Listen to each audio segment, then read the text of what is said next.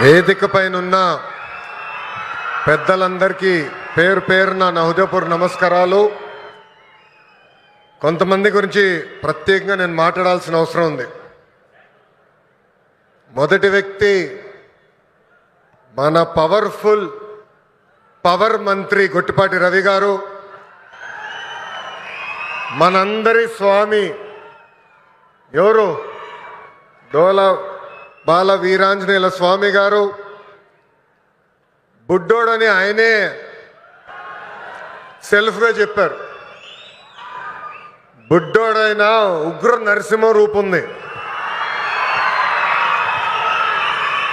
నేనేమైనా హామీ మర్చిపోతే నన్ను వదిలిపెట్టుకున్న వెంటాడిన ఉగ్ర నరసింహారెడ్డి గారు, గౌరవ కలెక్టర్ గారు తమిన అన్సారియా గారు, గౌరవ చీఫ్ సెక్రటరీ విజయానంద్ గారు, నాకు కుటుంబ సమానమైన పిఎంఎస్ ప్రసాద్, అందరికీ నా హృదయపూర్వక నమస్కారాలు. ఉమ్మడి ప్రకాశం జిల్లా అంటే నాకు మొదటి గుర్తు వచ్చేది పౌరుషం, ప్రేమ. ఇక్కడ ప్రజలకి పౌరుషం ఎక్కువ, ప్రేమ కూడా ఎక్కువ. ప్రకాశం జిల్లాకు టీడీపీ అన్నా, చంద్రబాబు నాయుడు గారన్నా పెద్ద ఎత్తున ప్రేమ ఉంది. 2019లో ఎదురుగాలి ఉన్నా మీరు 4 శాసనసభ్యుల్ని తెలుగుదేశం పార్టీలో గెలిపించారు. 2024 ఎన్నికల్లో 10 సీట్లు తెలుగుదేశం పార్టీని గెలిపించారు. యువగలం పాదయాత్ర చేసినప్పుడు ఇక్కడ ప్రజల కష్టాలు నేరుగా నేను చూశాను. ప్రకాశం జిల్లాలో యువగలం ఒక ప్రభంజనంగా నడిచింది. వాస్తవంగా ఆంధ్ర రాష్ట్ర చరిత్రలో మార్పు మొదలైందంటే అది 2022లో ప్రకాశం జిల్లాలో జరిగిన తెలుగుదేశం పార్టీ మహానాడని సభాముగా తెలుపుతున్నా. నేను ఆ రోజే చెప్పా, మీరు నా పైన చూపించిన ప్రేమకు రెండింతలు తిరిగి నేను మీకోసం పని చేస్తానని. నేను ఆ రోజే చెప్పా, ప్రకాశం జిల్లా నా గుండెల్లో పెట్టుకుని అభివృద్ధి చేస్తానని. 2014లో రాష్ట్ర విభజన జరిగింది. కట్టుబట్టలతో మెడబట్టి మన అందరినీ బయటికి గెంటేశారు. ఆ కట్టుబట్టలతో మన ప్రయాణం ప్రారంభించాం. ఆనాడు అందరి ఆమోద్యంతో అమరావతియే మన రాజధానిగా ప్రకటించుకున్నాం. ఒకే రాజధాని, అభివృద్ధి వికేంద్రీకరణ నినాదంతో మన ప్రభుత్వం పనిచేసింది. అనంతపురానికి ఆటోమోటివ్ కంపెనీలు తీసుకొచ్చాం. చిత్తూరు, కడప జిల్లాకి ఎలక్ట్రానిక్స్ కంపెనీలు తీసుకొచ్చాం. కర్నూలు జిల్లాకి విద్యుత్, సోలార్ కంపెనీలని తీసుకొచ్చాం. ఇంకో పక్కన ప్రకాశం జిల్లాకి పెద్ద ఎత్తున ఆక్వా రంగాన్ని ప్రోత్సహించాం. ఇంకా ఉత్తరాంధ్రని, విశాఖపట్నాన్ని ఏకంగా ఐటీ ఫార్మా హబ్గా కూడా మనం తయారు చేసుకున్నాం. ఇంకా 2019 నుంచి 24 వరకు ఏం జరిగిందో నాకన్నా మీకే బాగా తెలుసు. ఆంధ్ర రాష్ట్రంలో ఒక విధ్వంస పాలన నడిచింది. కొత్త కంపెనీలు తీసుకురాకపోగా ఉన్న కంపెనీల్ని పక్క రాష్ట్రానికి తరిమేసే పరిస్థితి. ఒక లూలు, అమర్ రాజా, హెచ్ఎస్బిసి లాంటి సంస్థల దగ్గర నుంచి చివరి జాకీ కంపెనీ దగ్గర నుంచి కూడా వాటాలు ఇవ్వలేదని వాళ్ళని తరిమేసే పరిస్థితి మనందరం చూసాం. నేను ఆ రోజు ముఖ్యమంత్రిగా ఉన్న పులివెందల ఎమ్మెల్యేకి ఛాలెంజ్ చేశా, మీరు తీసుకొచ్చిన ఒక్క కంపెనీ పేరు చెప్పమని. ఇప్పటికి కూడా అక్కడి నుంచి సౌండ్ రాలా.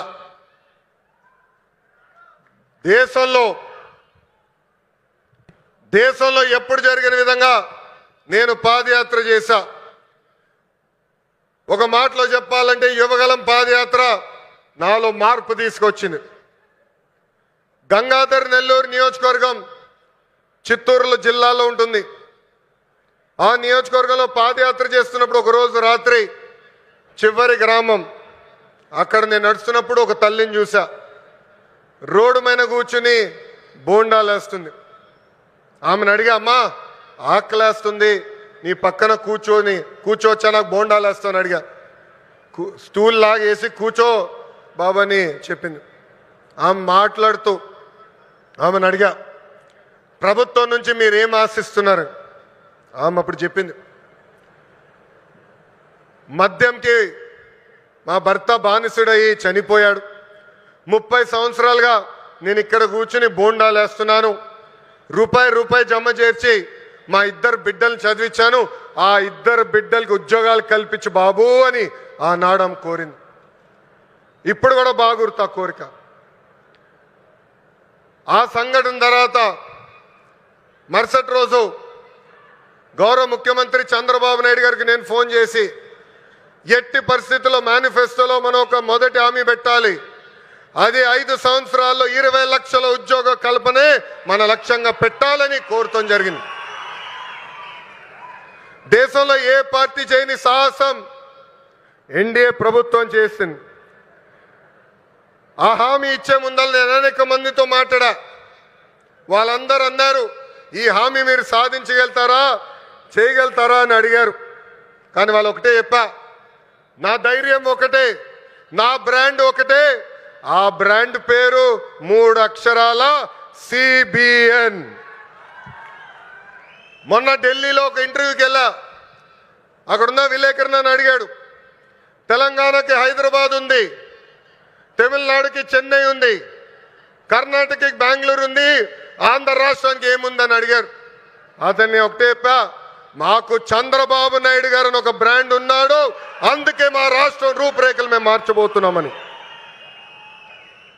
2024 ఎన్నికల్లో సైకో పాలకుకు బాయ్ చెప్పి సైకిల్, గ్లాస్, కమలం పాలన మనందరం కలిసికట్టుగా తీసుకొచ్చాం. గెలిచిన మొదటి రోజు నుంచి ఉద్యోగాల వేట మొదలు పెట్టాం. ఇప్పటి వరకు 8 లక్షల కోట్ల పెట్టుబడులకు, తద్వారా 5 లక్షల మంది నిరుద్యోగ యువకులకు ఉద్యోగాలు కల్పించడానికి ఒప్పందాలు కుదిరించుకున్నాం, పనులు ప్రారంభించాం. దాంట్లో భాగంగా ఈ రిలయన్స్ ఎనర్జీ ప్రాజెక్ట్ కానివ్వండి, ఎన్టీపీసీ కానివ్వండి, భారతదేశంలోనే అతిపెద్ద ఆర్సిలర్ మిత్తల్ స్టీల్ ప్లాంట్ కానివ్వండి, BPCL, Tata power, TCS, LG electronics లాంటి అనేక కంపెనీలు మన రాష్ట్రానికి రాబోతున్నాయి. కుటుంబంలో ఒక్కరికి ఉద్యోగాలు కల్పిస్తే ఆ కుటుంబం పరిస్థితి మారుతుందని బలంగా నమ్ముతుంది ఎన్డీఏ ప్రభుత్వం. పేదరికం లేకుండా చేయాలంటే ఉద్యోగాలే కల్పనగా మనందరం ముందరికెళ్ళాలి. నా సింగిల్ టార్గెట్ ఒకటే, 5 సంవత్సరాల్లో 20 లక్షల ఉద్యోగాలు మన ఆంధ్రులు కల్పిస్తామే. దానికోసం ఎక్కడికైనా వెళ్తాను, ఎవరినైనా కలుస్తానని ఈ సభాముఖంగా ఆంధ్ర రాష్ట్ర నిరుద్యోగ యువకులకి నేను హామీ ఇస్తున్నా. ఇంకా రిలయన్స్ ఫౌండర్ ధీరుభాయ్ అంబానీ గారికి చంద్రబాబు నాయుడు గారికి మంచి అనుబంధం ఉండేది. ఆనాడు చంద్రబాబు నాయుడు గారు దావోస్కి వెళ్లే ముందల ముంబైకి వెళ్తే అది తెలుసుకున్న ధీరుభాయ్ అంబానీ గారు చంద్రబాబు నాయుడు గారిని స్వయంగా ఆయన ఇంటికి రమ్మని కోరారు. ఆనాడు మీటింగ్లో టెలికాం రంగంలో మార్పులు వస్తున్నాయి, సంస్కరణలు వస్తున్నాయి, టెలికాం రంగంలో మీరు పెట్టుబడులు పెట్టండి అని కోరటం జరిగింది. గౌరవ ముఖ్యమంత్రి గారు చంద్రబాబు నాయుడు గారు డావోస్కి వెళ్ళి 5 రోజులు తిరిగి వచ్చిన తర్వాత ధీరుభాయ్ అంబానీ గారు ఆనాడే ప్రకటించారు, రిలయన్స్ కంపెనీ టెలికాంలో పెద్ద ఎత్తున పెట్టుబడులు పెడుతుందని. అంతేకాదు చంద్రబాబు నాయుడు గారికి నమ్మకంతో ఆనాడు ధీరుభాయ్ అంబానీ గారు టెలికాం రంగంలోకి అడుగుపెట్టారు.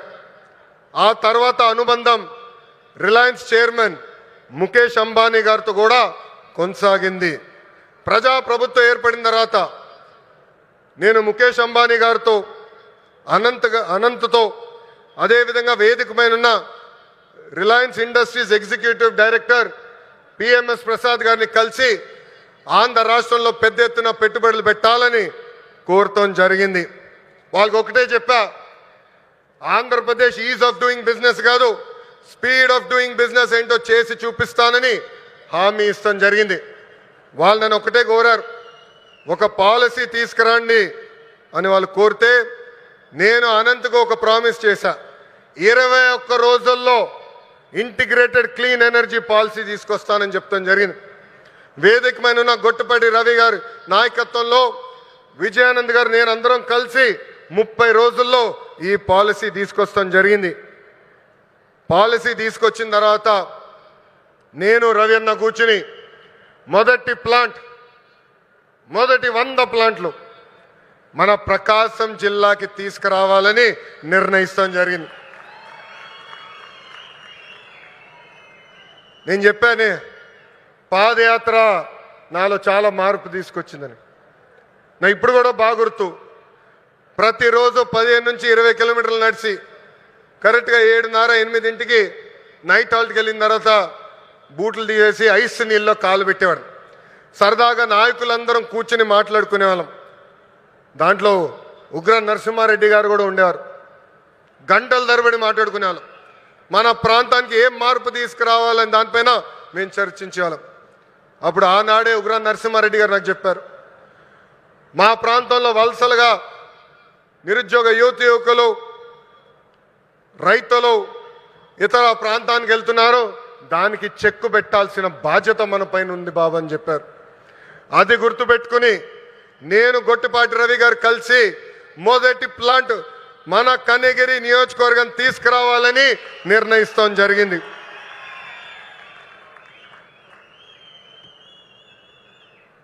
ఆంధ్రప్రదేశ్లో ఈ కంప్రెస్డ్ బయోగ్యాస్ ప్లాంట్స్ పెట్టేందుకు ఈరోజు రిలయన్స్ ఇండస్ట్రీస్ ముందుకు వచ్చింది. 65,000 కోట్ల పెట్టుబడి, దాదాపు 500 ప్లాంట్లు ఏర్పాటు చేస్తామని హామీ ఇచ్చారు. నిజంగానే ఈ సభాముఖంగా ముఖేష్ అంబానీ గారికి, అనంత్కి, పిఎంఎస్ ప్రసాద్ గారికి, మాధవ్ గారికి, హరీంద్ర కే త్రిపాఠి గారికి నా హృదయపూర్వక ధన్యవాదాలు నేను తెలుపుకుంటున్నాను. ఈ పెట్టుబడుల ద్వారా ఆంధ్ర రాష్ట్రంలోనే 2,50,000 మంది నిరుద్యోగ యువకులకి కూటమి ప్రభుత్వం ఉద్యోగాలు కల్పించబోతుంది. ప్రకాశం, అనంతపురం, కడపలో ఉన్న 5 లక్షల ఎకరాల బేడు భూమికి వినియోగంలోకి తీసుకుని రాబోతున్నాం. నేను యువగలంలో ప్రకాశం జిల్లాకు ఇచ్చిన హామీని, దాంట్లో ఒక్క హామీని ఈరోజు నిలబెట్టుకున్నానని గర్వంగా చెప్పుకోగలుగుతున్నాను. రిలయన్స్ మొదటి సిబిజీ ప్లాంట్ కనిగిరిలో శంకుస్థాపన మేము చేశాము. ఈ ప్లాంట్ రిలయన్స్ సిబిజీ ప్రాజెక్ట్కి హబ్గా కూడా మారిపోతుంది. ఇక్కడనే హెలికాప్టర్ ఎక్కే ముందల 5 ప్లాంట్లు అనుకున్నాం. హెలికాప్టర్ దిగిన తర్వాత ప్రసాద్ గారితో మాట్లాడిన తర్వాత మీరు మాకు భూములు ఇవ్వండి, తప్పనిసరిగా ప్లాంట్లు ఏర్పాటు చేస్తామని చెప్పారు. ఇక్కడ ఉగ్ర నరసింహారెడ్డి గారు నా పక్కన కూర్చుని ఎట్టి పరిస్థితుల్లో 50,000 ఎకరాలు కౌలుకి రిలయన్స్ ఇండస్ట్రీకి మేము అందిస్తామని చెప్పారు. 50 ప్లాంట్లు ఒక నియోజకవర్గంలో చేస్తామని ఈ సభాముఖంగా కనిగిరి ప్రజలకి నేను తెలుపుతున్నాను. వాస్తవంగా ఈరోజు నేను మీ ముందల నుంచుని ఇట్లా మాట్లాడగలుగుతున్నానంటే దానికి కారణం ఉగ్ర నరసింహారెడ్డి గారు.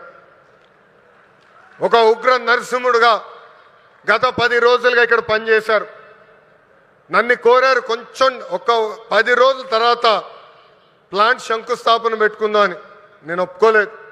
మీరు రెడీగా ఉన్నా లేకపోయినా ఏప్రిల్ 2వ తారీఖు నేను వస్తున్నా కనిగిరి నియోజకవర్గానికని ఉగ్ర నరసింహారెడ్డి గారికి నేను చెప్పా. 10 రోజుల్లోనే బాగా నల్లగా అయిపోయాడు ఆయన. రంగు 4 షేడ్లు తగ్గింది. ఎవరి కోసం ఆయన కష్టపడ్డారు? కనిగిరి ప్రజల కోసం. మన ఇంట్లో ఉన్న నిరుద్యోగ యువకులు పక్క రాష్ట్రాలకు వెళ్లకుండా మన ప్రాంతంలోనే మన నియోజకవర్గంలోనే ఉద్యోగాలు కల్పించే లక్ష్యంతో అహర్నిశలు పనిచేస్తున్న ఉగ్ర నరసింహారెడ్డి గారిని మనస్ఫూర్తిగా ఈ సభాముఖంగా నేను అభినందిస్తున్నా. చంద్రబాబు గారు చెప్తున్న P4 విధానానికి రిలయన్స్ సిబిజీ ప్లాంట్ నాంది కాబోతుంది. పేదరికం లేకుండా చేయటంలో ఇది కూడా ఒక తొలి అడుగని సభాముఖం తెలుపుతున్నాం. రైతులకి ఈ ప్లాంట్ల ద్వారా పెద్ద ఎత్తున మేలు జరుగుతుంది. నేపియర్ గడ్డితో ఈ గ్యాస్ తయారు చేయబోతున్నారు. ప్రభుత్వ భూమికి 15,000 రూపాయలు, రైతుల భూమికి 30,000 రూపాయలు కౌలు కూడా రిలయన్స్ ఇండస్ట్రీ ఇవ్వబోతుంది. రైతులు గడ్డి పెంచిస్తే టన్నుకింత అని కూడా వాళ్ళు డబ్బులు ఇవ్వబోతున్నారు. ఈ ప్లాంట్ ద్వారా 1,10,000 మెట్రిక్ టన్నులు ఆర్గానిక్ ఎరువు కూడా తయారవబోతుందని ఈ సభాముఖ ప్రజలు తెలుపుతున్నారు. ఇంకా ఈ ప్లాంట్ ద్వారా గ్రామీణ యువతకి పెద్ద ఎత్తున ఉద్యోగాలు కూడా కల్పిస్తాం. ప్రకాశం జిల్లాలోకి ఎప్పుడు వచ్చినా నాకు నా పాదయాత్ర గుర్తొస్తుంది. ఈరోజు నేను నడుచుకుంటూ వస్తున్నప్పుడు అందరినీ కలిసా, గట్టిగా నా చేయి లాగారు. నాకు యువగలం పాదయాత్ర గుర్తొచ్చింది. మీరు చూపించిన ప్రేమ ఇంకా నా చేతి పైన ఉంది. అందరు నా చేతులు గీరారు, ఒకరు నా చేయి కూడా కొరికారు. మీరు మాకు నా పైన చూపించిన ప్రేమ, అభిమానం నా జీవితంలో ఎప్పుడు మర్చిపోనని ఈ సభాముఖ ప్రకాశం జిల్లా ప్రజలందరికీ నేను తెలుపుకుంటున్నా. ఉగ్ర నరసింహుడు నన్ను వదిలిపెట్టాడు కదబ్బా. కొన్ని కోరికలు కోరారు. మొదటిది రైల్వే ప్రాజెక్ట్. గౌరవ చీఫ్ సెక్రటరీ గారు నాకు ఇప్పుడే చెప్పారు, ఏప్రిల్లో అవసరమైన నిధులు మేము విడుదల చేస్తాం. ఆగస్టులో గౌరవ ముఖ్యమంత్రి గారిని తీసుకొచ్చి ఆ రైల్వే ప్రాజెక్ట్కి మనం ప్రారంభిద్దామని తెలుపుతున్నాం. వెలగొండ ప్రాజెక్టు కూటమి ప్రభుత్వానికి ఒక ప్రయారిటీ. ఆగిన పనులు తిరిగి ప్రారంభిస్తాం. చివరి ఎకరానికి సాగునీరు అందించే బాధ్యత మేము తీసుకుంటాం. ఇంకా తాగునీరు గురించి నేను చెప్పాల్సిన అవసరంలా. తాగునీరు శాఖ మంత్రి ఎవరు? నాకు అన్న సమానమైన పవన్ అన్న. పవన్ అన్న ఏమనుకున్నా సాధించే వ్యక్తి. ప్రతి కేబినెట్ మీటింగ్లో మేము చర్చిస్తాం. తాగునీరు ఒక ప్రయారిటీ అని ఆయన ప్రతి కేబినెట్ మీటింగ్లో చెప్పారు. గత ప్రభుత్వం నాశరికమైన పనులు చేసింది, ప్రాజెక్ట్ని పక్కన పెట్టేసింది. తిరిగి కేంద్ర ప్రభుత్వాన్ని ఒప్పించి నిధులు కేటాయించి ఈరోజు ఆ ప్రాజెక్ట్కి టెండర్ స్థాయికి తీసుకొచ్చారు. నా అన్న పవన్ అన్న త్వరలోనే ఆగిపోయిన పనులని ప్రారంభిస్తాం. ప్రతి గడపకి కుళాయి ద్వారా తాగునీరు కూడా అందించే బాధ్యత కూటమి ప్రభుత్వం తీసుకుంటుందని ఈ సభాముఖంగా తెలుపుకుంటూ ప్రకాశం జిల్లా ప్రజలందరూ ఒకటే కోరుతున్నా, వైకాపోల్ పరిస్థితి చూస్తుంటే జాలేస్తుంది. వాళ్ళు పని చేయరు, పని చేయాలనుకున్న వాళ్ళ చేత పని చేయనీరు. ఈరోజు కొత్తగా చెప్తున్నారు ఈ ప్లాంట్ల ద్వారా ఏదో అయిపోతుందని. వాళ్ళని అడుగుతున్నా, మీరు ఇంట్లో గ్యాస్ సిలిండర్లు వాడరా? కట్టెపొయ్యిలు వాడుతున్నారా? ఆ గ్యాస్ తయారు చేసే ప్లాంట్ ఇది. ఎందుకు మీరు అపోహలు కల్పిస్తారు?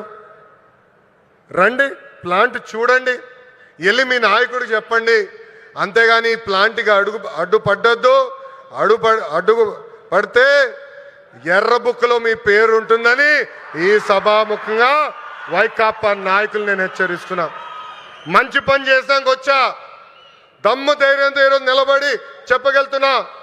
10 నెలల్లోనే ఎవ్వరు ఉంచిన విధంగా ప్రకాశం జిల్లాకి నేను ఈ ప్లాంట్ తీసుకొచ్చా. అంతేగాని తప్పుడు ప్రచారం చేస్తే నేను మిమ్మల్ని వదిలిపెట్టనని ఈ సభాముఖంగా వైకాపా నాయకులకు నేను హెచ్చరిక చేస్తూ, నిజంగానే ఈ సమావేశం చూసినా, వేదికమైన ఉన్న పెద్దలు చూసినా, ఈరోజు ఈ కార్యక్రమానికి యాంకర్గా నిలబడిన ఉదయభాను మేడం గారిని చూసినా నాకు యువగలం పాదయాత్ర గుర్తొస్తుంది. ఆనాడు బీసీ గర్జన పేరుతో నేను కార్యక్రమం పెడితే ఉదయభాను గారు స్వచ్ఛందంగా వచ్చి ఆ కార్యక్రమానికి యాంకర్గా నిలబడ్డారు. బీసీ సోదరులు జరుగుతున్న అన్యాయం పైన ఆనాడు మేము పెద్ద ఎత్తున ఆనాటి ప్రభుత్వాన్ని నిలదీశాం. నిలదీసినందుకు మేడం గారిని కూడా వైకాపా నాయకులు ట్రోల్ చేశారు. అంతేకాదు వేదికమైన పెద్దలందరి పైన దొంగ కేసులు పెట్టారు. నా పైన కూడా 23 కేసులు పెట్టారు. ఆనాడే చెప్పా, ఆ సైకో పాలనకి ఈ తెలుగుదేశం పార్టీ తగ్గేదే లేదని. వాస్తవంగా ఈరోజు ప్రజలకి స్వాతంత్రం వచ్చింది. 94% సీట్లలో ఎన్డీఏ ప్రభుత్వాన్ని మీరు గెలిపించారు. మా పైన బాధ్యత పెరిగింది. మీకు ఆహర్నిశలు కష్టపడతాం, మీకు అండగా నిలబడతాం, మీకున్న సమస్యలు పరిష్కరిస్తామని ఈ సభాముఖంగా హామీ ఇస్తూ ఇక్కడ పెద్ద ఎత్తున తరలి వచ్చిన తెలుగుదేశం పార్టీ కార్యకర్తలు కూడా ఒక విజ్ఞప్తి చేయాలనుకున్నా. ఈరోజు వాస్తవంగా రిలయన్స్ కార్యక్రమానికి వచ్చా. గతంలో మీ అందరికి చెప్పా, ఎప్పుడు నియోజకవర్గానికి వచ్చినా మిమ్మల్ని అందరినీ కలుస్తా, మీతో కూర్చుంటా, మీతో ఫోటోలు దిగుతానని హామీ ఇచ్చా. త్వరలో మళ్ళీ IIITకి శంకుస్థాపన వేసేదానికి నేను వస్తున్నాను. ఒక రోజంతా మీతో ఉంటా. అప్పుడు ఉత్తమ్ కార్యకర్తలను కలుస్తా. ప్రతి కార్యకర్తతో నేను ఫోటో దిగుతాను. ఈరోజు మళ్ళీ తిరిగి నేను గౌరవనీయులు ప్రసాద్ గారిని తిరిగి విమానం ఎక్కించాల్సిన బాధ్యత నాకుంది.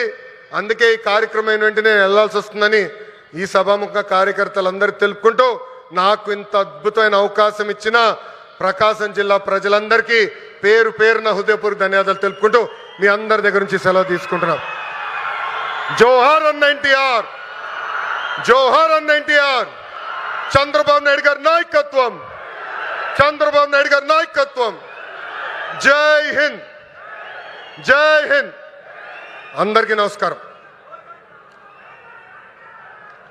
ఒక చిన్నది సార్, మన రిలయన్స్ గ్రూప్ని ఫెలిసిటేట్ చేయాలి, వారిని అభినందించాల్సిన బాధ్యత మన పైన ఉంది. సో లోకేష్ బాబు గారు నేను రిక్వెస్ట్ చేస్తున్నాను, మన రిలయన్స్ గ్రూప్ శ్రీ పిఎంఎస్ ప్రసాద్ గారు వారిని ఫెలిసిటేట్ చేయవలసిందిగా రిక్వెస్ట్ చేస్తున్నాను.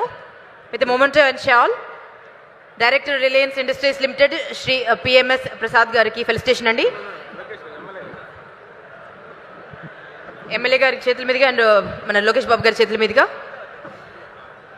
ఇప్పుడు లోకేష్ బాబు గారికి సన్మానం చేస్తున్నారు మన ఎమ్మెల్యే గారు. ఇప్పుడు లోకేష్ బాబు గారి చేతుల మీదుగా రిలయన్స్ గ్రూప్ చైర్పర్సన్స్కి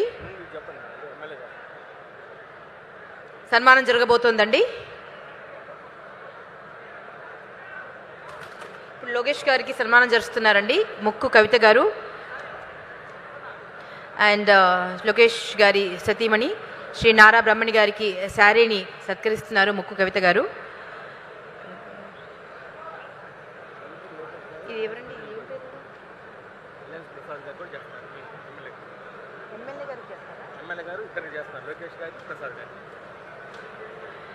అండ్ ఎమ్మెల్యే గారు రిలయన్స్ ప్రసాద్ గారికి కూడా సన్మానం చేస్తారండి.